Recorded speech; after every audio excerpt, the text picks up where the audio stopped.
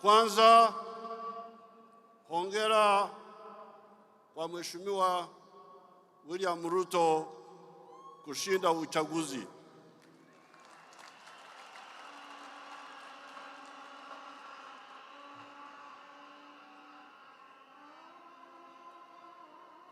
Pili, namshukuru Mheshimiwa Uhuru Kenyatta kwa kuongoza Kenya kwa miaka 10 iliyopita. Hongera.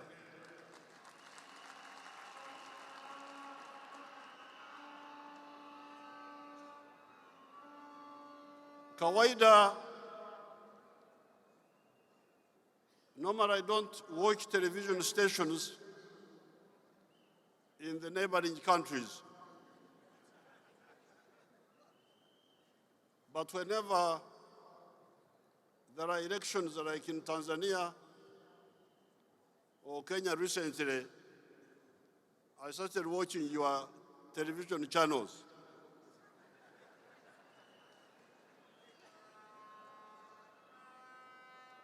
And there is one television, I was scanning through them,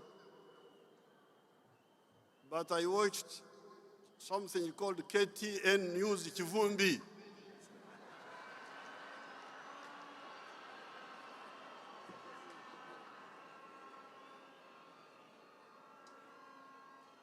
That, and I'm glad with the statement of the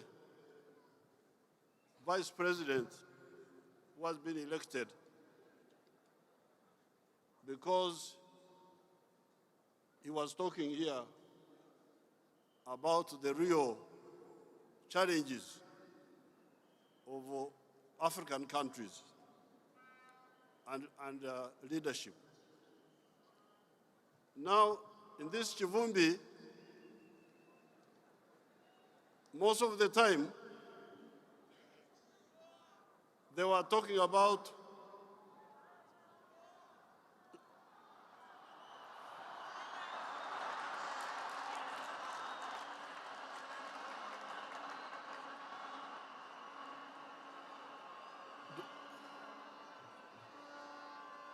don't involve me in your internal affairs.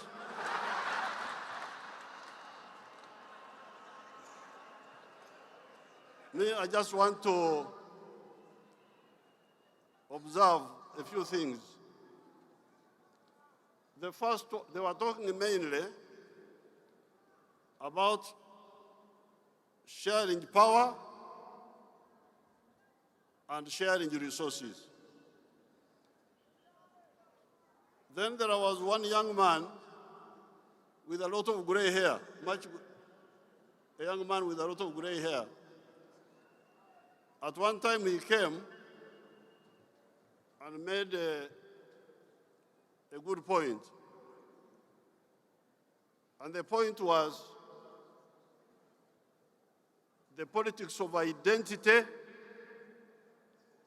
versus the politics of interests, of issues.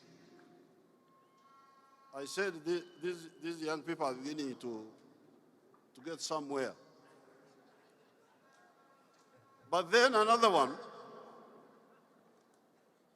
said, you are talking of distributing resources. Where will these resources come from? So all of the political class in Africa, I would appeal to you to answer that question. Where does prosperity come from? Ustawi wa jamii unatoka wapi? According to my experience of 60 years, I would advise Africans to know that prosperity comes from wealth creation. You must create wealth. And wealth is not the same as natural resources. You may have natural resources, but you don't get wealth out of them. The wealth means commercial agriculture, manufacturing, services, hotels, and ICT. Now, if I own a hotel, it is my wealth. But that hotel creates jobs for Kenyans or Ugandans. The linkage between wealth and jobs. Because when I watch these TVs, I get a bit concerned. You see, people are talking, and the neo-colonial social science is also very dangerous because people don't link.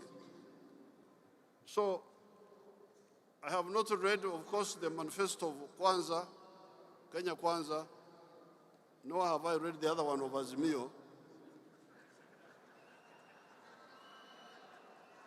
But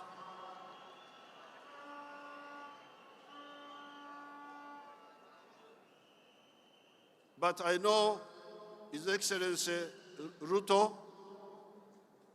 I've met him a number of times in Uganda, and I know he likes ideas and frank talking.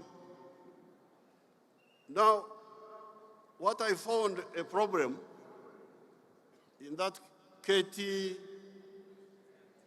News Kivumbi was in all the things they were talking about, they were not talking about East African integration. They talk about Kenya. But I can tell you, and then one of them, the other evening, one of them was quoting the example of American President Roosevelt. Roosevelt started a program in 1934 which created jobs and so on. But Roosevelt was utilizing the huge market of the United States, which had already been created by some people who had a vision. So therefore, I congratulate His Excellency Ruto. I thank His Excellency Uhuru. On behalf of the presidents who have come here, I did not come here to give a lecture about this or that, but I thought that in order for Uganda and Kenya and Tanzania and Congo and Burundi and Rwanda and South Sudan and Somalia, which is coming now, in order for us to catch up with the United States, we need also to look at the issue of the regional market. Because when you produce, who buys? The more people that buy from you, the better for the business, and the better for job creation. I thank you, and I wish you good luck. Congratulations, Kenyans.